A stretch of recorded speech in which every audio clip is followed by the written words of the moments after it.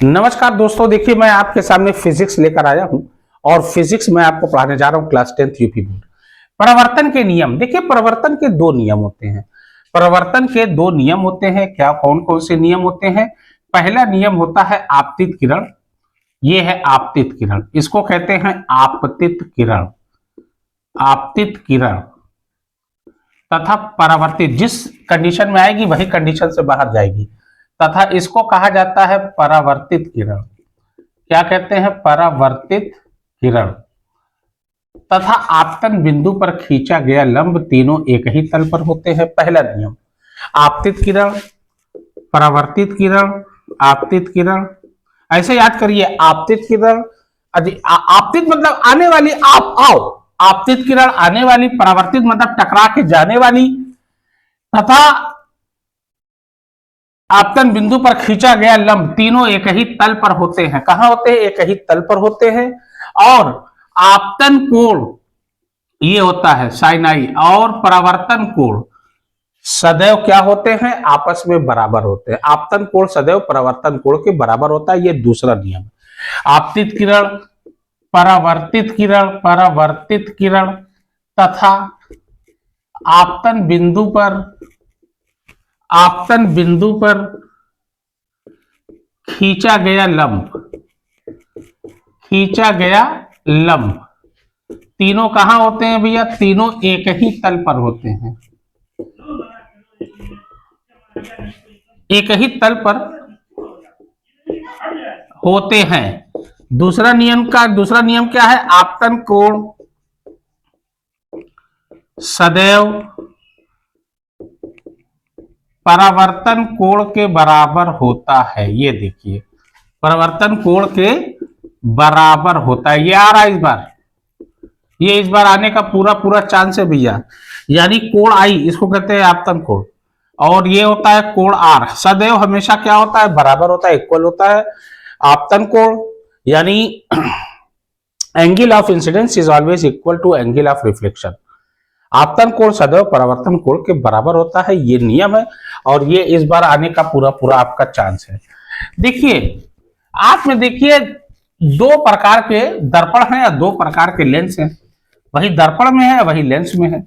एक होता है अवतल दर्पण, जिसे कहते हैं कॉन्केव मिरर, और एक होता है उत्तल दर्पण, जिसे कन्वेक्स मिरर कहते हैं। अवतल दर्पण ये बहुत इंपॉर्टेंट है, इसी पे सवाल आएगा आपका, ध्यान देना। और एक होता है उत्तल दर्पण, ध्यान देना, उत्तल दर्पण।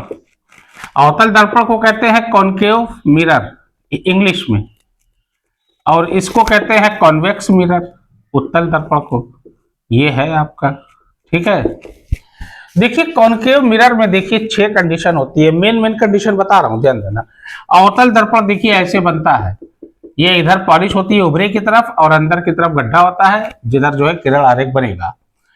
ये आपका F है, तो ये आपका C है, यानी F का डबल C होता है।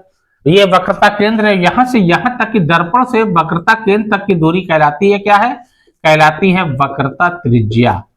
और इसको लिखते हैं R से, दूरी को R से है ये वक्रता केंद्र। देखिए ये पूरा जाएगा, इसे गोला बनेगा, बीचों बीच में आ जाएगा, ठीक है। तो F बराबर क्या होता है?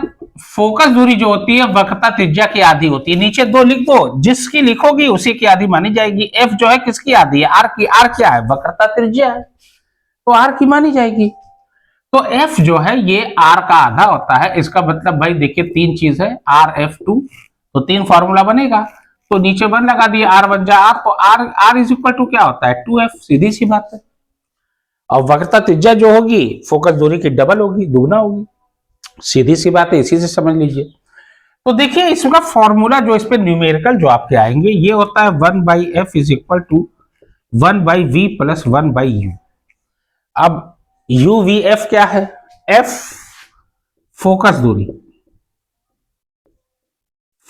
दूरी है, यानी दर्पण से F तक की दूरी को फोकस दूरी कहते हैं, दर्पण से। V क्या है? V आपकी जो है ये है प्रतिबिंब की दूरी, प्रतिबिंब की दूरी, यानी दर्पण से जो जहां पर इमेज बनेगी, यानी प्रतिबिंब बनेगा, वहां तक की दूरी को V कहते हैं। और U क्या है? यू तो आपको पता है वस्तु की दूरी होता है, सीधी सी बात है, वस्तु की दूरी होता है। दर्पण से जहां पर वस्तु रहेगी, जैसे मान लीजिए ये है, तो यहां से यहां तक की दूरी ये हो गई वस्तु की दूरी। अब मान लो इमेज यहां बन गया तो ये हो गई प्रतिबिंब की दूरी। ये भी मैं बता रहा हूं आपको, ध्यान देना। अब एग्जाम में जो आता है उस पर ध्यान दीजिए, क्योंकि समय कम है और आपको कम समय में थोड़ा सा कवर करना है, इसलिए मैं शॉर्ट टर्म में बता रहा हूं ताकि आपके दिमाग में घुस जाए और आपका काम हो जाए। देखिए एग्जाम में आपका नंबर आ जाए, आपका यही मेन मोटिव है, यही आपकी मेन मंशा है। तो ध्यान देना, ये कौन सा दर्पण है भैया? ये है आपका अवतल दर्पण, ये अवतल दर्पण, ये एफ होता है, ये आपका सी होता है, सीधी सी बात है। अगर वस्तु है 6 कंडीशन, लेकिन 4 कंडीशन मेन है जो आती है एग्जाम में, या तो यहां हो, पहले तो यहां चलिए आ जाइए, 5वीं कंडीशन भी ले लेते हैं। एक तो अनंत पे होता है, वो तो बहुत दूर जाएगा। अगर सी के पीछे है, वक्रता केंद्र का पीछे है, तो प्रतिबिंब कहां बनेगा? तो देखिए ये गया, ये गया, ठीक है ना। उसके बाद ये निकाले, हैं इस तरीके से निकाले, ये मान लीजिए, ये रुक जाइए, ये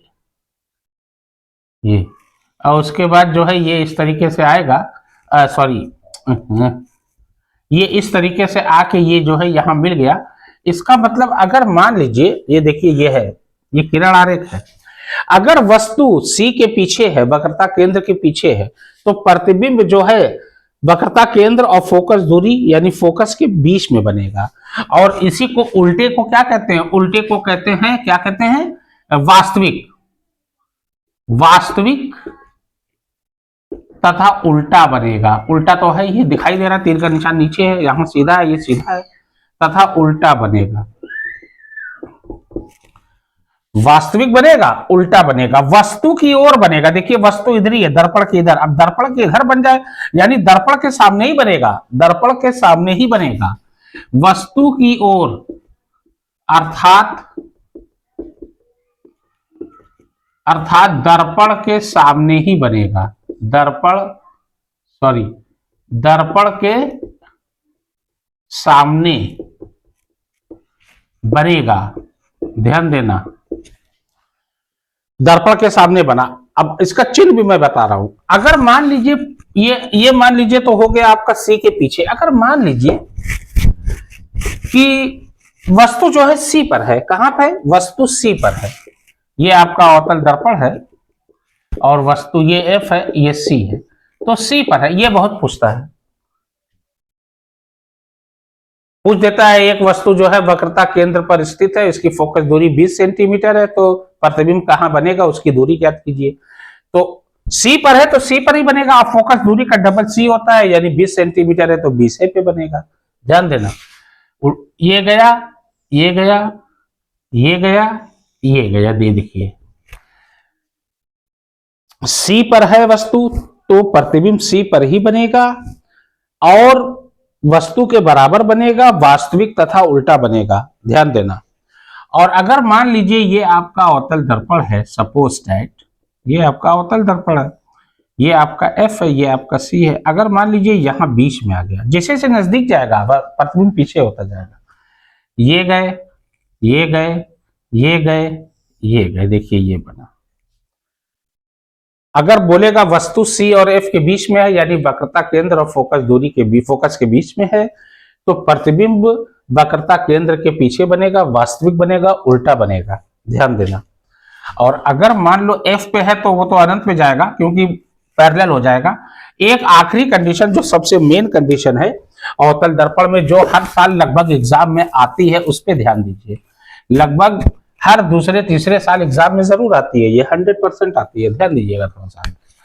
ये आपका अवतल दर्पण है, ठीक है ना। चलिए ये एफ है, ये आपका सी है। अगर मान लीजिए वस्तु यहां है, एफ और ध्रुव के बीच में, ये जो होता है ना दर्पण का, जो ये होता है जहां पर ये मुख्य अक्ष, इसको क्या कहते हैं? मुख्य अक्ष। मुख्य अक्ष पर जहां मिलता है इसी को कहते हैं ध्रुव। क्या कहते हैं? ध्रुव।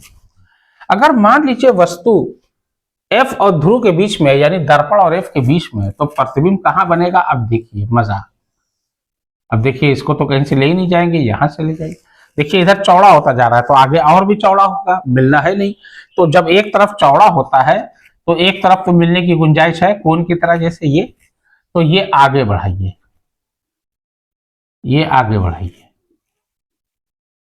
ये बनेगा और ये सीधा बनेगा क्योंकि अक्ष के ऊपर बन रहा है, ध्यान देना। तब यहां लिखोगे सीधा तथा आभासी बनेगा। क्या बनेगा भैया? आभासी बनेगा। अरे ओ साभा, ये तो सीधा हो गया रे। हाँ सरदार, बड़ी मेहनत किया, 5 बार जो है अटेम्प्ट दिया लेकिन 5 बार फेल हुआ, 6वीं बार में ये सीधा खड़ा हो गया। सरदार खुश हुआ, शाबाशी दिया। क्यों? देखिए ये हो गया, सीधा बनेगा। यही आखिरी कंडीशन है जहां पर सीधा बनता है। अब सुनिए, एफ माइनस में होता है, साइन क्या होता है? अवतल दर्पण की बात कर रहा हूं, किसकी बात कर रहा हूं? अभी अवतल दर्पण की बात चल रही है। उत्तल दर्पण में तो खैर प्लस ही प्लस है, अवतल दर्पण की बात हो रही है। एफ माइनस में, यू तो माइनस में, यू तो कहता है मेरी तरफ जो आएगा हम उसको माइनस करेंगे, सीधी सी बात है। हम तो डूबे हैं सनम, तुमको भी ले डूबेंगे, जो भी आएगा माइनस। वी जो होता है माइनस या प्लस दोनों होता है। भाई इधर बनेगा, वस्तु की ओर बनेगा तो वास्तविक होगा, वास्तविक के लिए माइनस, वास्तविक तथा उल्टा के लिए क्या बनेगा? क्योंकि वस्तु की ओर जाएगा, जब भी बनेगा वास्तविक उल्टा, हमने बताया था इधर ही बनेगा, वस्तु की ओर के लिए वास्तविक तथा उल्टा के लिए माइनस, यानी माइनस चिन्ह। और आभासी बनेगा तो दर्पण के पीछे जाएगा, यानी वस्तु की ओर ना बन के दूसरी तरफ बनेगा, और वस्तु की ओर जो चीज नहीं बनती है वो प्लस में होती है। सीधी सी बात है, अपने माइंड में ऐसे रखो। तो आभासी बनेगा, आभासी बनेगा तो सीधा होगा, सीधा होगा तब ये किस में हो जाएगा? ये हो जाएगा प्लस में। सीधी सी बात है, ये किस में हो जाएगा? ये हो जाएगा आपका प्लस में। ध्यान देने वाली योग्य बातें जो है यही है बस। ये हो गया अवतल दर्पण के लिए। अब अवतल दर्पण के लिए देखिए सवाल कैसे आएंगे, इस पे ध्यान दीजिए।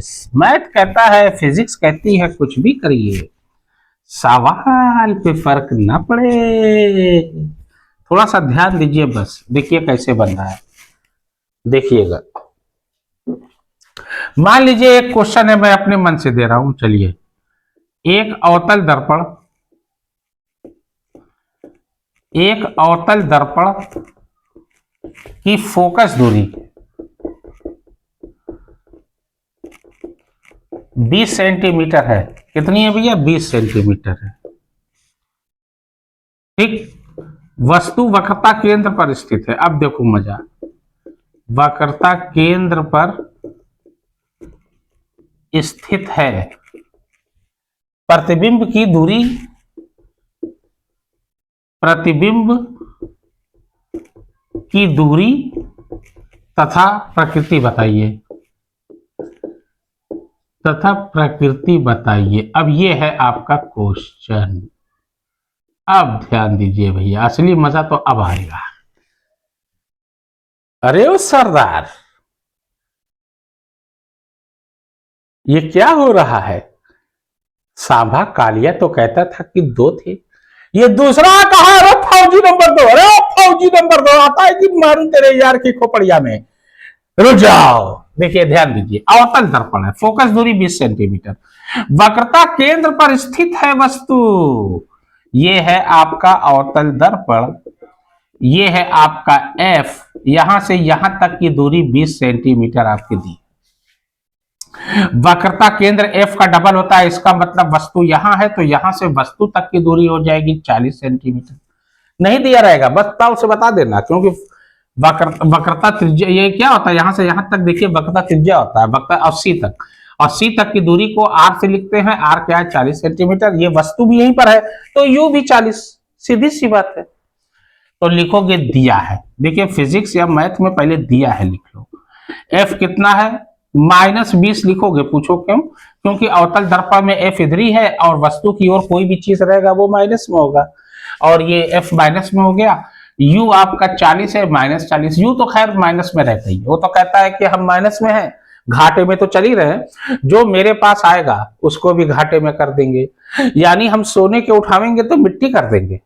ध्यान देना, मिट्टी मिट्टी में मिला देंगे। v आपको निकालना है। अब देखिए v भी जो है आपका क्या होगा, माइनस में ही आएगा। क्यों? क्योंकि इधर ही बनेगा, ये बनेगा c पर है तो c पर, अभी बताया ना हमने, मेन कंडीशन तो यही है। वास्तविक बनेगा माइनस में, वो नहीं होना है। तो लिखोगे 1/f is equal to 1/v plus 1/u। f कितना है -20, ये लिखोगे 1/-20। v कितना है, v आपको निकालना है। u आपका कितना है, 1/-40। देखिए माइनस प्लस, पहले मैथ कहता है पहले साइन क्लियर कर लीजिए। ये हो जाएगा -1/20 is equal to 1/v plus minus minus ये हो जाएगा 1/40। पूरा पलट दो या तो इधर ही वाला कर दे, देख लीजिए। 1/v is equal to 1/v is equal to -1/20 है, और ये इधर आएगा फिर इधर जाएगा, प्लस 1/40 हो जाएगा, सीधी सी बात। तो ये हो जाएगा 1/v इज इक्वल टू 20 और 40 का एलसीएम क्या होगा, लघुत्तम 40। 20 दूनी 40, 40 एक कम 40। लेकिन 20 में 40 दो बार गया, 2 एक कम 2 यानी -2। 40 में 40 एक बार गया, इसलिए 1 एक कम 1 प्लस 1। और माइनस प्लस प्लस क्या होता है, घटता है, लेकिन साइन बड़ी गिनती का निशान, 2 के आगे माइनस है, तो -1/40 आ गया। ठीक, ये 1 1 कट गया, यानी v इज इक्वल टू आया -40। हमने बताया था ना 40 ही आएगा, क्योंकि वक्रता केंद्र पर वस्तु है तो प्रतिबिंब भी वक्रता केंद्र पर होगा, और वक्रता केंद्र की दूरी 40 सेंटीमीटर है। भाई f का डबल होता है वक्रता केंद्र। ये हो गया, आपका आ गया। तो देखिए इस टाइप के क्वेश्चन में आंसर आपको ना पता रहेगा, अगर आप कंडीशन जानोगे तो आंसर आपको ऑटोमेटिक पता चल जाएगा। बस हर तरफ से, चारों तरफ से आप जो है अच्छे तरीके से समझ लोगे, तब हर एंगल से आपको समझना जरूरी है। ये हो गया। अब देखिए अगला एक सवाल और इस तरीके से आता है, जैसे मान लीजिए सपोज दैट कह दे वक्रता केंद्र एक अवतल दर्पण की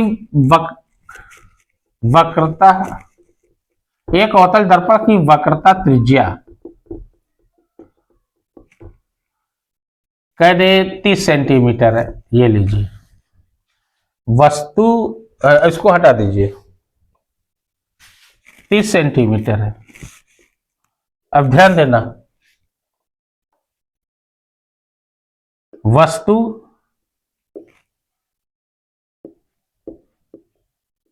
की दूरी मान लीजिए 10 सेंटीमीटर है।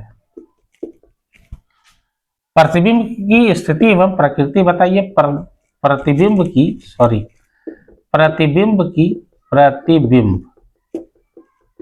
की दूरी, स्थिति तथा प्रकृति बताइए। ये क्वेश्चन है आपका, तथा प्रकृति बताइए, मतलब सीधा बनेगा कि क्या बनेगा, ये क्वेश्चन है। वक्रता त्रिज्या आपकी 30 सेंटीमीटर दी है। देखिए ये देखिए, दर्पण से वक्रता केंद्र तक की दूरी वक्रता त्रिज्या कहलाती है। ये f है तो ये c है। ये आपका दिया हुआ है 30 सेंटीमीटर।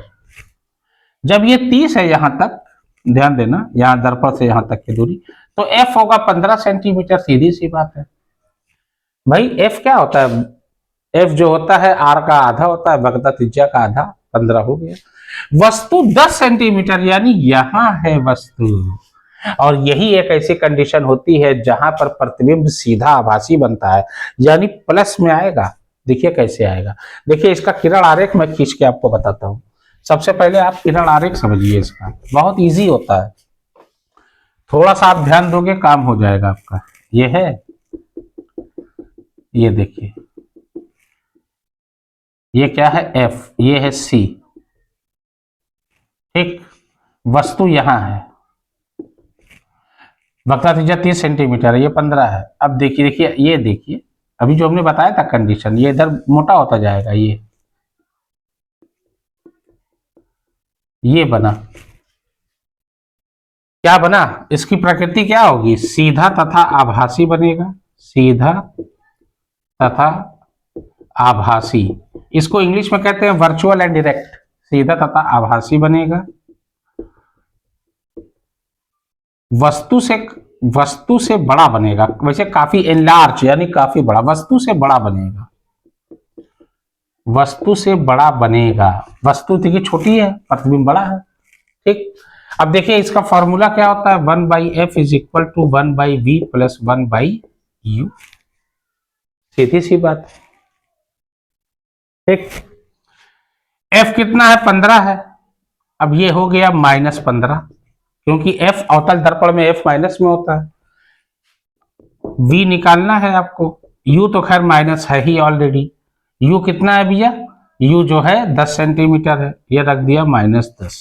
अब देखिए ये हो गया -1/15 बराबर 1/v प्लस माइनस -1/10। अब देखिए पूरा पलट लीजिए, सवाल पे कोई फर्क नहीं पड़ेगा। मैथ कहता है कुछ भी करिए, सवाल पे फर्क ना पड़े। 1/v इज इक्वल टू, अब गिनती वाला गिनती की तरफ, पहले बराबर के बाद वाली गिनती लिख ली जाती है।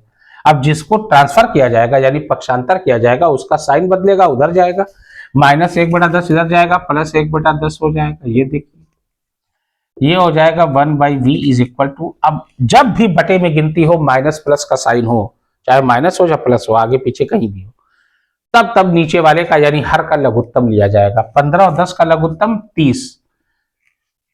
ऐसी गिनती जो दी रहे दोनों या तीनों जो भी, उनका पहाड़ा पहले जहां पर मिल जाएगा वही लघुत्तम होता है। 10 में हो तो तुरंत आपको डायरेक्ट करना चाहिए भाई, 15 दूनी 30, 10 तिहाई 30, काम खत्म। 30 पे जाके मिल गए दोनों।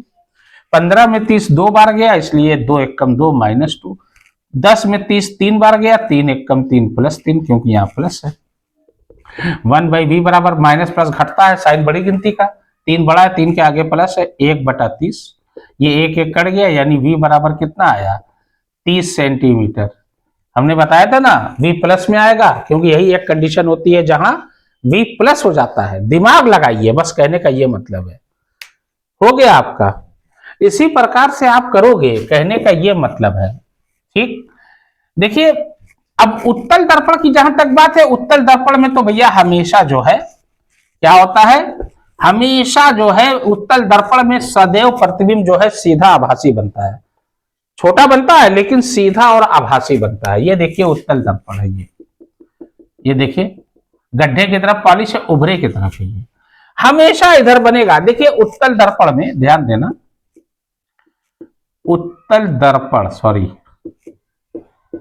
उत्तल दर्पण में f प्लस में होता है, क्योंकि इधर बनेगा। ध्यान देना, v भी, अब प्रतिबिंब हमने कहा ना प्रतिबिंब हमेशा इधर बनेगा सीधा आभासी, तो प्लस वो भी होगा, u की तरफ बन नहीं रहा है। और u जो है ये तो माइनस होते ही है, u तो बेचारा इधर ही रहता है। वो तो कहता है भाई हम तो घाटे में चल ही रहे हैं, कोई आओ यार हमको इस घाटे से निकालो। गब्बर आएंगे निकालेंगे, गब्बर जेल तोड़ के भागेंगे तो निकालेंगे, क्यों भाई। देखिए भाई हमेशा ध्यान देना, कोई भी सवाल हो किसी भी तरीके का, आपका प्लस में ही प्रतिबिंब आना चाहिए, और आएगा भी, सीधी सी बात है, प्लस है ही वो। ठीक है, अच्छा एक चीज तो ये क्लियर हो गई। अब देखिए आपका ओम का नियम तो आना ही आना है, सीधी सी बात है। लेंस देखिए, ये होता है उत्तल लेंस और ये होता है अवतल लेंस। ध्यान देना इस पे। लेंस का फार्मूला दूसरा होता है 1/f is equal to 1/v minus 1/u, minus में होता है, ध्यान देना। यानी लेंस का फार्मूला जो होता है इससे अलग होता है, थोड़ा सा ध्यान दीजिएगा, कहने का ये मतलब है। ठीक, और लेंस इस बार आपके एग्जाम में आने का पूरा चांस हमको लग रहा है, क्योंकि लेंस में से सवाल बहुत आता है और अक्सर आता है। मेरा कहने का ये मतलब है कि अक्सर आता है ये। तो क्या होगा, ये हो जाएगा 1/f is equal to 1/v minus 1/u। इसमें माइनस होता है, ध्यान देना। ठीक, और प्लस आप लोग मत कर दीजिएगा, प्लस कर दोगे तो वो क्या हो जाएगा, वो जो है मिरर वाला हो जाएगा। ठीक, 1/f is equal to 1/v minus 1/u। ठीक, अब मान लीजिए आपका, अब हाँ इसमें चिन्ह देख लीजिए, अगर कौन सा है, अगर उत्तल लेंस है, उत्तल लेंस, तो देखिए एक अवतल लेंस होता है और एक उत्तल लेंस होता है।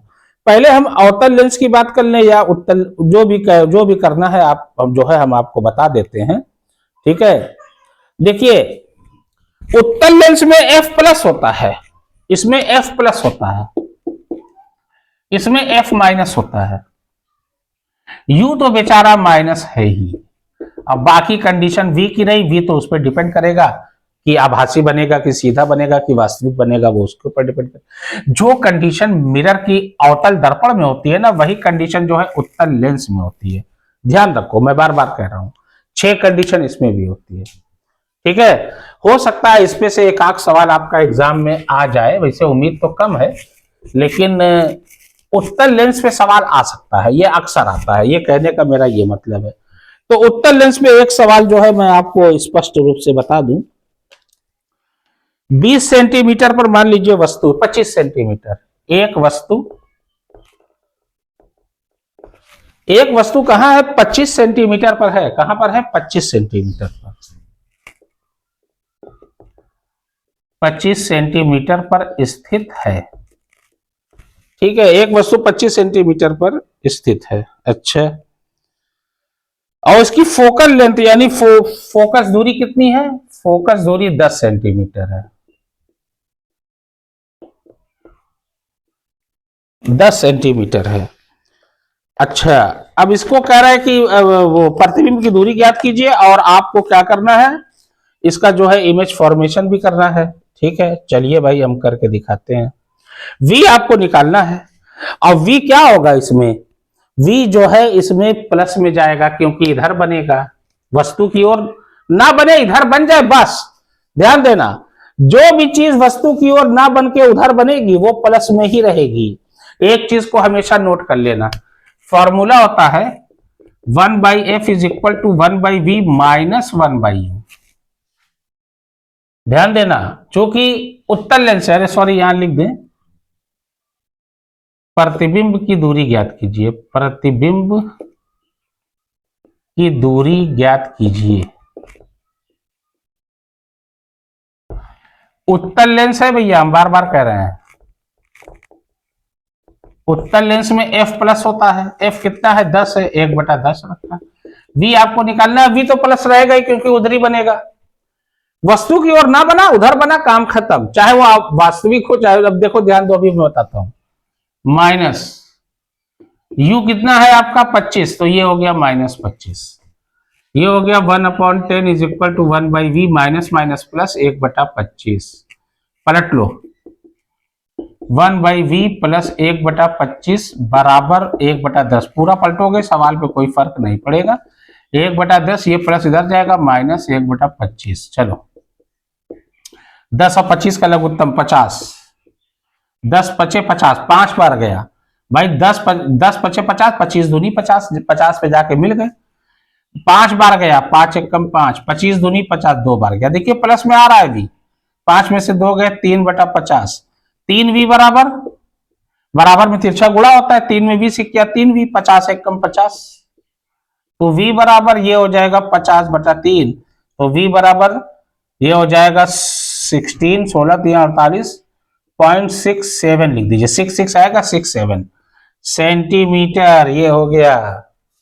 V आपका प्लस में गया, एकदम सीधी सी बात है। ठीक, अब इसका किरण आरेख देखो कैसे बनेगा, इस पे ध्यान दो। ये है उत्तल लेंस, क्योंकि उत्तली लेंस का पूछा है, उत्तल लेंस का है ये भैया, और यही आएगा आपका एग्जाम में, आप देख लेना, पेपर उठा के देख लेना, ना आया तो कहिएगा आप, ना आया तब आप कहिएगा। ध्यान दीजिए, ये होता है F1, ये होता है 2, ये होता है F1, ये होता है 2F1, ये होता है F2 और ये होता है 2F2। अब कहां पर है, एक वस्तु 25 सेंटीमीटर पर स्थित है, यानी 2F1 के पीछे है। ओहो, ये है, देखिए 10 सेंटीमीटर, 10 20 25, सीधी सी बात है। चल भैया, यहां बनेगा F2 और 2F2 के बीच में बनेगा। ठीक, उल्टा बनेगा वास्तविक, लेकिन चूंकि U की तरफ ना बना इसलिए प्लस हुआ, ध्यान देना, इसीलिए प्लस हुआ वो। ठीक है, इस पे ध्यान दीजिएगा आप लोग। देखिए ओम का नियम अब आपका आएगा, अब आ जाए। अच्छा हाँ, दूर दृष्टि दोष और निकट दृष्टि दोष आएगा, ये भी ध्यान दीजिएगा। दूर दृष्टि दोष किसे कहते हैं, दूर की वस्तु तो स्पष्ट नजर आती है, किंतु नजदीक की वस्तु स्पष्ट नजर नहीं आती है, उसी को कहा जाता है दूर दृष्टि दोष। और निकट दृष्टि दोष किसे कहते हैं? निकट दृष्टि दोष में निकट की वस्तु तो स्पष्ट नजर आती है, लेकिन दूर की वस्तु स्पष्ट नजर नहीं आती, उसको कहा जाता है निकट दृष्टि दोष। ध्यान देना, एक चीज का बहुत अच्छे से ध्यान देना, ठीक है ना। तो इसमें क्या होता है कि प्रतिबिंब रेटिना पर ना बन के पीछे बन जाता है। दूर दृष्टि दोष की बात कर रहे हैं हम, देख लीजिए। दूर दृष्टि दोष, अभी बहुत क्वेश्चन है यार। चलो, ये है आपकी आंख,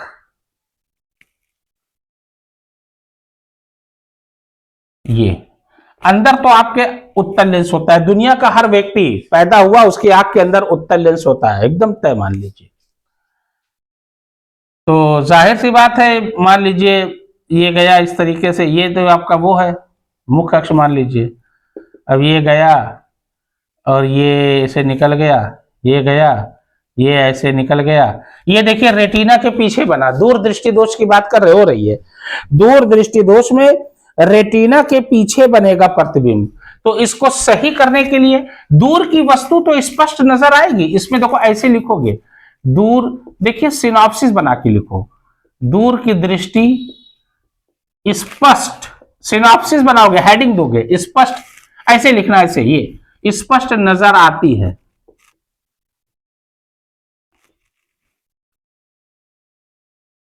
पास की वस्तु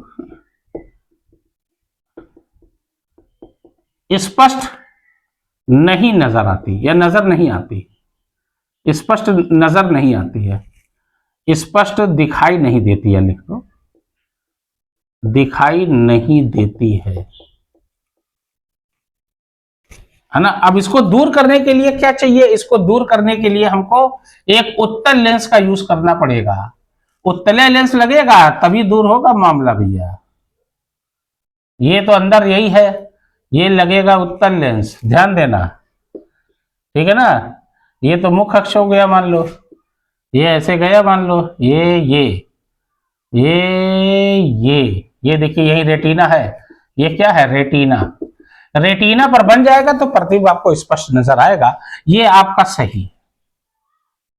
और निकट दृष्टि दोष में उत्तल लेंस तो है ही। निकट दृष्टि दोष में क्या होता है? निकट दृष्टि दोष में निकट की वस्तु स्पष्ट, निकट दृष्टि दोष तो निकट की वस्तु दिखाई देगी, निकट की वस्तु स्पष्ट नजर आएगी, निकट की वस्तु स्पष्ट दिखाई देगी, दिखाई देगी, किंतु दूर की वस्तु स्पष्ट, दूर की वस्तु, ऐसे लिखोगे नंबर ज्यादा पाओगे, सही बता रहे। दूर की वस्तु स्पष्ट दिखाई नहीं देगी, दिखाई नहीं देगी। इसे दूर करने के लिए क्या करेंगे? इसे दूर करने के लिए जो है अवतल लेंस लगाएंगे। इसमें उत्तल लगा है, उसमें अवतल लग जाएगा, देखो ये। अब इसमें देखो, हाँ, दूर निकट दृष्टि दोष में रेटिना के पीछे न बन के रेटिना के आगे में बन जाएगा, देखो ये बनेगा। पहले इसकी खराबी तो देख लो, मेन तो यही है। ये तो ये है, ये गया, ये तो मुख्य अक्ष मान लो, ये गया, यही बन गया, ये देखिए यही बन जाएगा मान लीजिए प्रतिबिंब। रेटिना से पहले बन जाएगा, कहां बनेगा? रेटिना, अच्छा यहां तो मैं भूल ही गया, रेटिना के पीछे बनेगा दूरदृष्टि दोष में, रेटिना के पीछे बनेगा, और इसमें रेटिना के आगे ही बन जाएगा, रेटिना के आगे ही बन जाएगा। अरे ओ सांभा, ये रेटिना का होता है रे सरदार? रेटिना वो होता है जिससे हम लोग प्रतिबिंब यानी सामने वाले को देखते हैं, उसका प्रतिबिंब हमारी रेटिना पर पड़ता है। अच्छा, ये तो हमको पता ही नहीं था। कालिया ठीक ही कहता था कि हम लोगों की आंखों में रेटिना पर ही प्रतिबिंब बनता है। सांभा, तेरी क्या राय है? हाँ सरदार, कालिया बिल्कुल सही था। रेटिना के आगे बन जाएगा, ठीक। अब इसको दूर करने के लिए क्या करेंगे? इसको दूर करने के लिए अवतल लेंस का प्रयोग तो करना ही पड़ेगा भाई, सीधी सी बात है। इसकी वीडियो मेरी अलग से भी अपलोड है, आप चाहे तो देख सकते हैं। अंदर तो उत्तल लेंस रहेगा हर आंख में, ये लगेगा अवतल लेंस, ध्यान देना। ये देखिए मुख्य अक्ष है, तो ये गए और ये ऐसे मिले, ये ऐसे गए, ये ऐसे मिल गए, यही बन गया रेटिना, यही है, ये आपका है। इस तरीके से आपका बनेगा। ओम का नियम आ रहा है इस पर। ओम का नियम क्या है? यदि किसी चालक की भौतिक अवस्थाएं ताप दाब आदि न बदले तो चालक के सिरों पर लगने वाला विभवांतर उसमें बहने वाली धारा के अनुक्रमानुपाती होता है, यानी आमने सामने, अनुक्रमानुपाती। वी वी प्रोपोर्शनल टू आई। अब प्रोपोर्शनल हटता है तो बराबर का साइन लगता है, और जब बराबर का साइन लगता है तो एक नियतांक आता है, यहाँ पे रेजिस्टेंस नाम दिया गया है, यानी कि प्रतिरोध। प्रतिरोध आता है, उसको आर से लिखा जाता है क्योंकि प्रतिरोध को इंग्लिश में रेजिस्टेंस कहते हैं। तो V बराबर हो जाएगा आई आर। V क्या है? विभवांतर है, दो सिरों के बीच लगने वाला विभवांतर। I क्या है? बहने वाली धारा है।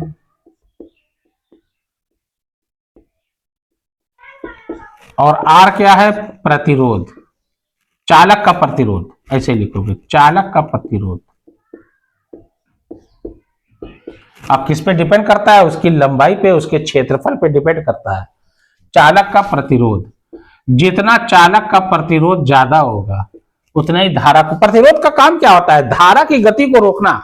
जैसे आप रोड पे जाते हो तो आपको क्या मिलता है? स्पीड ब्रेकर मिलता है ना, गाड़ियां धीमी हो जाती हैं, ऐसे ऐसे ऐसे ऐसे करके चलती हैं, गिर गिर गिर गिर।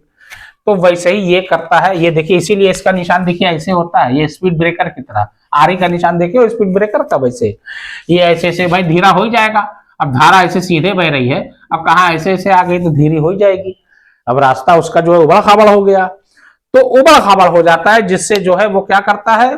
धारा की गति को रोकता है। वो उसका काम ही है कि धारा की प्रवाह को रोकना, उसका विरोध करना धारा का। V बराबर आई आर, इस पे क्वेश्चन आपका आएगा, 100% आएगा। यदि किसी चालक की भौतिक अवस्थाएं ताप दाब आदि न बदले तो चालक के सिरों पर लगने वाला विभवांतर उसमें बहने वाली धारा के अनुक्रमानुपाती होता है। V प्रोपोर्शनल टू आई या V बराबर आई आर आएगा। उसके अलावा फिजिक्स में देखिए कुछ चीजें ऐसी हैं जो हर साल रिपीट होती हैं। जैसे अवतल या उत्तल दर्पण में से एक चीज आना ही आना है आपका, लेंस में से एक चीज आना ही आना है। उसके अलावा ओम का नियम लगभग सीरीज वाला आता है। एक होता है समांतर श्रेणी, एक होता है समांतर श्रेणी, और एक होता है ये क्या कहते हैं भाई उसको, एक होता है सीरीज में और एक होता है पैरेलल में। हाँ, एक पैरेलल को तो समांतर श्रेणी कहते हैं, और इसको जो है हिंदी में वैसे सीरीज कहा जाता है। ये श्रेणी में कहते हैं, सीधी सीधी श्रेणी, ये ऐसे,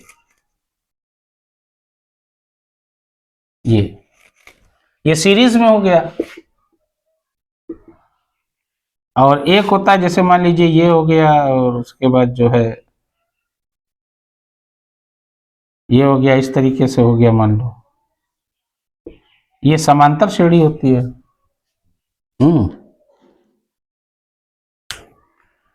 तो इस पे सवाल आता है, यही है प्रतिरोध, ध्यान देना ये। और प्रतिरोध का मात्रक क्या होता है? ये पूछता बहुत है। प्रतिरोध का मात्रक, प्रतिरोध का मात्रक ये होता है ओम। इसको ओम कहते हैं, और इसको लिखा ऐसे जाता है, ये ऐसे करके ऐसे बना के ऐसे बना देना बस। और फ्लेमिंग के बाएं हाथ का नियम आना ही आना है। यदि हम अपने बाएं हाथ की उंगलियों को इस प्रकार रखें कि तीनों एक दूसरे के लंबवत हों, तो अंगूठा उस पर लगने वाले बल, और ये देखिए ये इशारा इसी से किया जाता है, जैसे खेत जा रहे हैं हम, खेत भैया उधर जा रहे हैं, तो ये क्या करेगा? ये जो है चुंबकीय क्षेत्र को यानी दर्शाएगा, और ये जो है उसमें बहने वाली धारा को बताएगा। इसी को कहा जाता है फ्लेमिंग के बाएं हाथ का नियम। अब आपका बायो में देखिए कुछ चीजें हैं जो आपकी आ सकती हैं, जैसे ओजोन परत आएगा। ओजोन परत क्या है? हमारे लिए लाभदायक है। ये सूर्य से निकलने वाली खतरनाक किरणें, अल्ट्रावायलेट रेस, पराबैंगनी किरणों को सोख लेता है और वापस भेज देता है, बाकी किरणों को जमीन पर भेजता है, जिससे हमारे स्वास्थ्य पर कोई प्रभाव नहीं पड़ता है। अगर ओजोन परत ना होती तो हम जीव जो है दुनिया में होता ही नहीं। ध्यान देना। इसलिए ओजोन परत हमारे लिए लाभदायक है। इसका फॉर्मूला होता है O3। अब फूड चेन आ सकता है, खाद्य श्रृंखला। जो जीव आपस में एक दूसरे पर निर्भर करते हैं, एक दूसरे को मार के खाते हैं, उसी को कहा जाता है फूड चेन। जैसे घास को खरगोश, हिरन, बकरी वगैरह खाते हैं। खरगोश, हिरन, बकरी को क्या करता है, शेर वगैरह खाते हैं, भेड़िया वगैरह हैं। और सांप, मेढक वगैरह जो होते हैं वो भी घास फूस खाते हैं, कीट उट खाते हैं, है ना। तो अब भाई मेढक उड़क को कौन खाता है, सांप खाते हैं। या भेड़ बकरी को शेर खा जाता है ना। क्यों भाई। और उसके इसी तरीके से ये बना हुआ है। प्राइमरी यानी प्राथमिक उपभोक्ता, द्वितीय उपभोक्ता, तृतीय उपभोक्ता। सांप को मोर खा जाता है या तो बाज उठा ले जाता है, वो तृतीयक में चला गया। और आपका आएगा इकोसिस्टम, यानी पर्यावरण। हमारे आसपास की चीजें, जहां जीव जंतु, इवन यहां तक कि पेड़ पौधे रहते हैं, वहां तक की वस्तु, निर्जीव वस्तुएं भी रहती हैं, उन्हीं को कहा जाता है खाद्य श्रृंखला। उसी में सभी जीव, सभी दुनिया के सभी निर्जीव जीव, पेड़ पौधे सभी जो है वहां पर इकट्ठा रहते हैं। उसी को हमारा पर्यावरण कहते हैं, सीधी सी बात। तो फिजिक्स में उम्मीद करता हूं आपको थोड़ा सा समझ में आया होगा। थोड़ा सा ध्यान दीजिए बस। लंबी वीडियो हो जाएगी तो लोगों को पसंद नहीं आएगी। तब तक के लिए शुभ रात्रि, धन्यवाद, शब्बा।